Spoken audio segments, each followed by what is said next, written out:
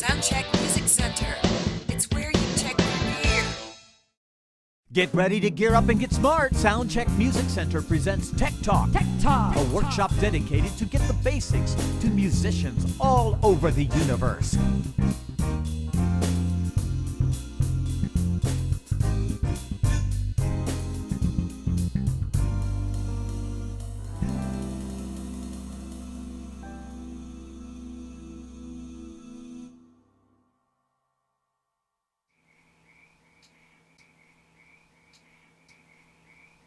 With us, it's Saturday night.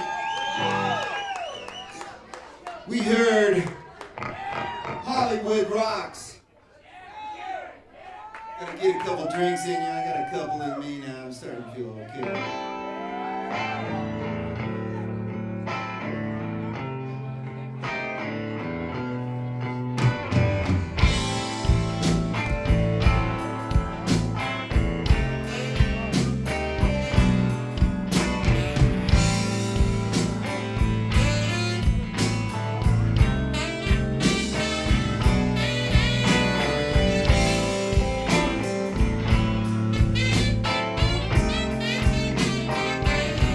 Curtis Hildebrand. Thanks for having us. No problem. Nice Really to glad have to be here at Sunny Dragon Records. And we want to kind of go over what you do here and talk to you a little bit more about making the indie artist what it takes to make a band. So, you know, as we have spent a lot of time together and working with small bands and even large bands, I know that Sunny Dragon Records plays a large role in helping those bands get underway. Tell us a little bit about what Sunny Dragon really is about. What does this record studio offer? Well, record studio. I mean, this is a private studio, and there's also Stillwood Studios that I work with. But I mean, I try to get artists to look at the industry for what it really is, and also empower them by making sure they own their own music and they have a plan and they have a manager and they're trying to do something with their time positively, you know. But I did it out of my own desire to get some clarity on how this industry was going to work out for the next 20 years, you know, because I didn't like it in the first place when I was in my 20s, and so I really wanted just to be an artist. But I figured if I was going to do the music in the industry, and I had to really to go play out at gigs. I decided to, immerse myself back in the business, and so it was all a positive thing. It was a win-win thing. I wanted to build a cooperative people that actually understood what it meant to help each other. And there's not a lot of money in the music business unless you really work at it for a long time. You have to establish yourself, and you have to do it consistently, and you have to do it better every time.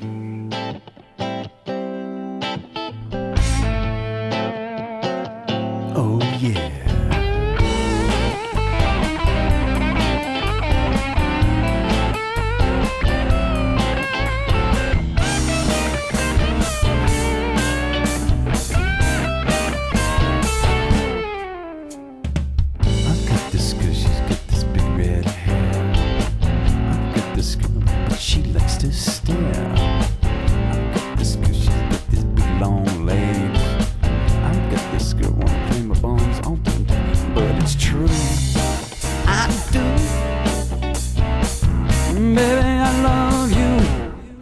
And so what we do is we try to set people up now where we'll record you on a general contract agreement. We'll record you, and we'll put up something for you, and we'll get it recorded and signal and mixed down and kind of get you prepared to go on the road. Basically, do a small tour locally or, go out of town. But it's all about just letting artists work together, because most of these people are artists or technicians, and people like Nick Westerland and people like yourself. And like Tanglewood and Sounds of NorCal, we're all trying to help each other. That's pretty much what it's about. And I just, I'll look for things. We have a lot of people on the team, as you well know, that want to step forward. But it's a growing movement for this type of concept for a record label. It's not necessarily new, but I'm trying to write, ideas and how to go about doing that, and I put it right there on the website so people understand where I'm coming from. Great. So I see that you have a fabulous setup here, and then on the other side of this wall, we have an actual studio room. Tell me about some of the equipment that we're working with.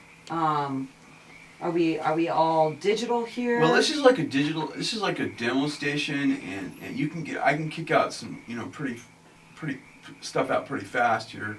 But really, all of the real signals should be processed on analog equipment, and I just take a lot of signal and then we mix down to Tanglewood. I do a lot of private projects here. Sometimes I'll help people out, but I do a lot of administrative and just getting ideas. It's kind of like my idea room. And then I'll invite people in if they want to do something serious and they're ready to do it. I would say, okay, well, let's get it done.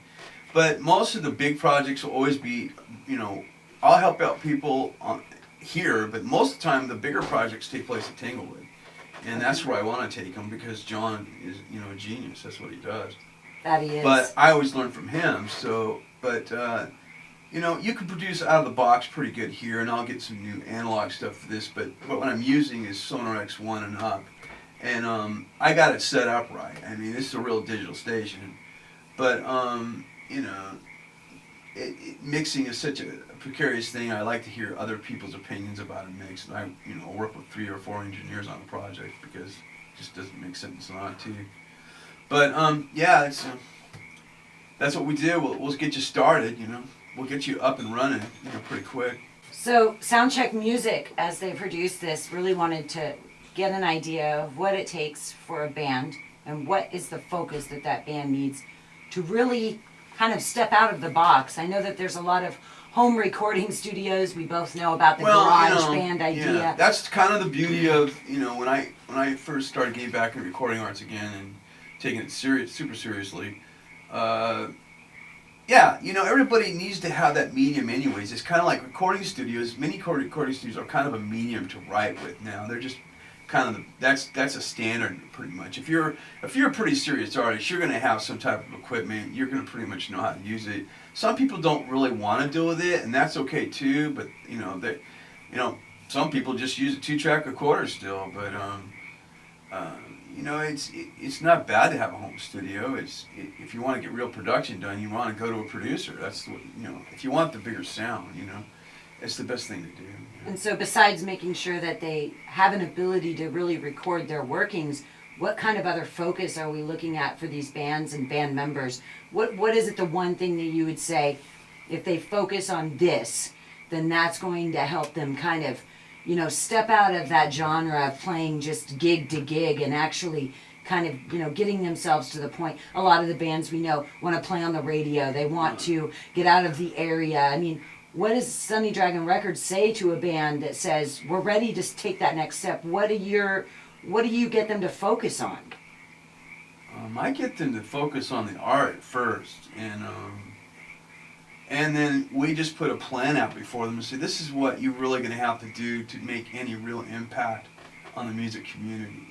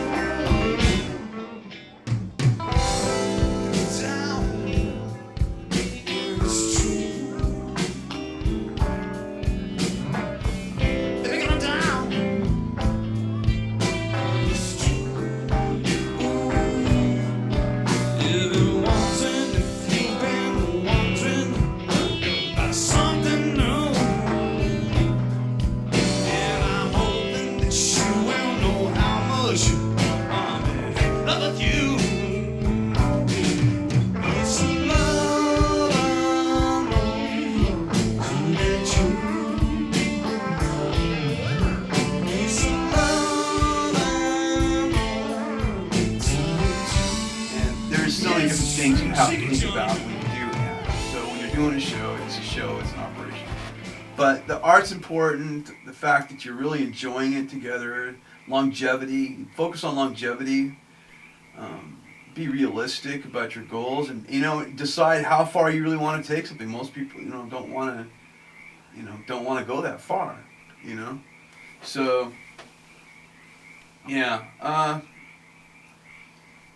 definitely focus on the art first. Don't worry about the rest of it, but also remember that when you're dealing with other people in the music business, you have to manage yourself pretty well, because there's so many people that want to work with you or don't want to work with you for whatever reasons, but they don't have time to dilly-dally a lot of stuff. They can't. Their time is valuable. Everybody's eating at it already. I don't have any time left. But I'm getting to enjoy a major portion of the work I'm doing, which is great. But helping out people is really satisfying. And the best thing you can do is help one another. And really kind of know what it is you're trying to do. Don't kid yourself. So I know that SDR offers like a whole package. You offer management, you offer promotions and showcases. Yeah. How important is this type of management from a company, say, like yourself, in building towards that ultimate success? So for a true working band, can anyone do this, or is having a pilot at the helm maybe the best way to go? When you say pilot, you mean a manager? Yes. Yeah, well, everybody needs a manager. It's really hard to manage yourself, and I can say that I'm pretty good at it, and I still don't like doing it. But it's just it takes you away from what you're focusing on is the art. It needs a real lot of attention. But when you're starting out, you have to learn to manage yourself for a while. Anyways, I think it's just a good idea to manage yourself and understand what people need, like the venues, what they need, what everybody needs. Because every time you do a gig, there's this relationship going on. You got to really take that into consideration. Everybody has dynamics, and it goes right down to the business place of music. But most of the time, everybody's there for the arts, which is that's always cool. So what's the biggest no-no then? If you're seeing these bands step in, what's the biggest, let's say, no-nos that people are doing that are hindering them? Well, I think that's never going to change ever since I was young. Just being a jerk to people. Okay. Not reciprocating the favor. When people help you out, just people can be very self-centered and they don't want to be, but they are. They're just. It's easy to get caught up in life and not really be aware of yourself. But being genuinely thankful and reciprocating the relationships that you make with other bands and different venues. You got to really try for them. Both people have to try for each other for it to work. Otherwise, somebody's going to get burnt out and quit. But it's hard to say. What you're going to run into. Anything can happen. I say anything can happen in the music business. It's funny. The funniest things will happen. It's like breaking a string. It's just going to happen sooner or later. I just saw the color of blue. I really, really, really, really wondering what it means to you. All these years I've been feeling the blues. You know what I mean? I wrote myself another holy one. Yeah. I wrote myself another holy one. If we're looking at the indie industry, and you're working very closely in this right now, where do you see it going in the next, let's say, 5 to 10 years? Is this something that we see growing in this area? Or are we seeing it growing in other areas that are predominantly stronger than maybe Placer County, Nevada County? I know we've got a lot of bands in this area. It's a big thing to be a band in there's Nevada a lot of County. bands, period. That's the crazy thing about it. A lot of bands, when I was growing up, they all bust a move in their garage like most everybody else. Rarely did any of them get to any bigger clubs. They're usually playing dive bars or trying to make a buck on a corner. You know, I mean, it's just. And then one band would get really together, and they were just great enough that, you know, that they would want them at a bigger club down on the Strip or something, you know. And but now the whole industry has completely changed. Everybody kind of knows that who's in the industry. But like, you know, I mean, I was just looking at I just kind of did a blog on Spotify versus Billboard. I mean, the data and some of the compilation for, you know, major research that was, you know, compiled for this, you know, information to tell you what your favorite band was in each state. So each state had a favorite band based on these statistics, and they used Spotify. They didn't use Billboard. They didn't use a lot of things that you'd think they would have used. And I'll be darned if, you know, the band for California, I never even heard of it. I never even knew it existed. And this is the main band for California. Everybody loves this band. I'm like, I've never heard of it, and I'm in the music business. What's the deal? You know, I was like, I'm not really a big band buff historian or anything, but I know music pretty good to say that's, you know, there's a lot of stuff there's so many indie artists too that, man, I mean, it's mind-boggling, you know? Right. Yeah. So you got to really stand out amongst all that, and that makes it harder, but I don't know. The thing about some of the differences is that, you know, the major artists really held back a lot of art back then. They controlled a lot of stuff as things changed, and what I consider the yuppies took over, and they didn't know what they were doing. And that's what I quote Frank Zappa on that one, because he pretty much nailed it on the head. He said that, you know, back when these first started radio stations and stuff like that, it was mostly mafia guys, and the guy would come in and say, "Hey, what do you think of this music?" And he'd go, "I don't care, play it." And I was cracking up because Frank Zappa said that. And then all these guys, these more, you know, more corporate, you know, America came in and bought it, and now they started setting these standards and all this shit, you know. So anyways, but now it's just about you. You don't really need a record label anymore. I mean, you can call it Sonny Dragon Records, you can call it a label, you call it what you want. I consider it a cooperative, you know. And we help you, because you pretty much distribute with most companies now. I mean, you know, and you want to be selling your stuff at your shows anyways. I mean, you know, you hardly see any of the money over the internet when you distribute, and that's just for presence. You know, you got to sell at the show still. It's not going to change. That's not going to change at all. So keeping up with that show appearance is huge. What you do at a show and how you do everything at your show is really, you know, I don't care how many people you like on the internet or whatever. They're gonna like your show. That's what's gonna bring them back.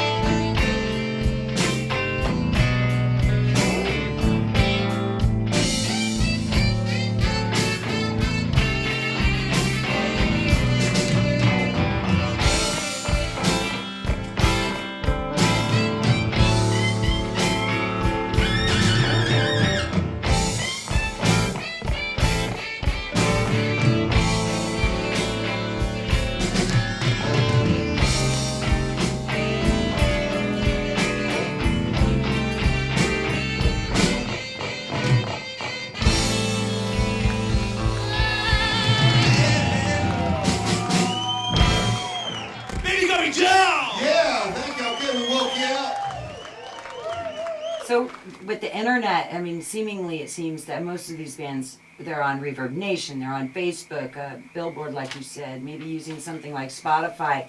What are you seeing with these self-starters? That's probably maybe the most successful avenue. I mean, is it important that they are on these social web media sites and that they're gaining fans and followers just as much as that show and really getting out there properly? Well, what I'm seeing is that you have to be covering all your bases all the time, obviously. You really have to be integrated into the internet. You have to be well placed on the internet. your Google search has to be really strong. You have relevant data. Just because you have 10,000 likes doesn't mean you have any fans. You have to have real turnout, and that's what venues look at. And last but not least, you got to hit the streets still. You have to really talk to people. So it's a combination, You have to maybe do a both. balance. Yeah, people have to be able to find you on the internet easily, but yet they want to meet you. That's not over anymore. People are getting tired of the internet. It's too distant. It's not the same. People are there are a lot of people that still want to talk to people eye to eye and turn their phones off. Right.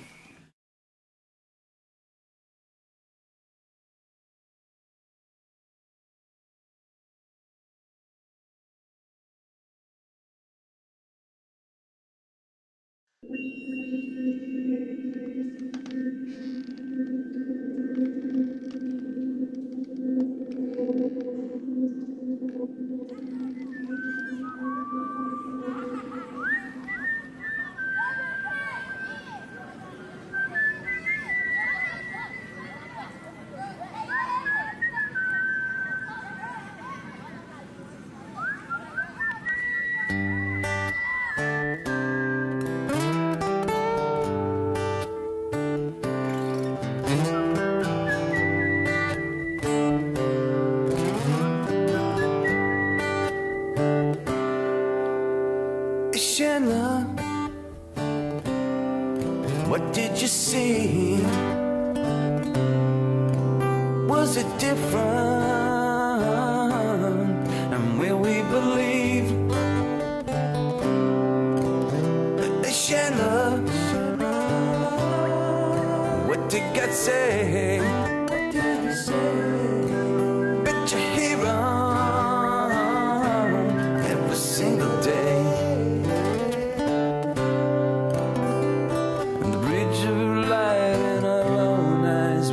To see. Hey Shanna, let's paint the sky blue. Then my all just hang the moon. Hey Shanna, let's paint the sky blue.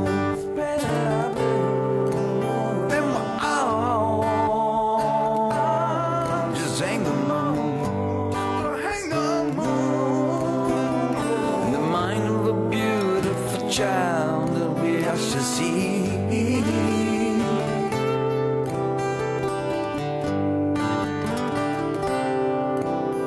Hey Shanna, that's a cool hat. Ain't it crazy? We love lemonade. Yeah, but sugar bread.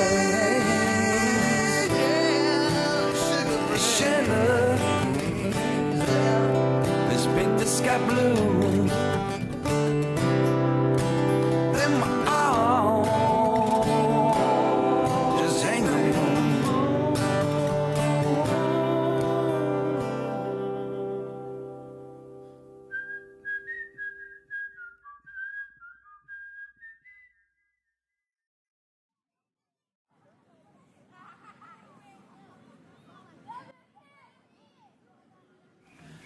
Well, Curtis, thank you so much for the insight that we have by making an indie artist. We'll make sure that we put your information on the video so that you can be found. Okay. Soundcheck appreciates you, so does On the Bus. Thank you, Soundcheck. Thank Thank you. you on the bus. All right. All right.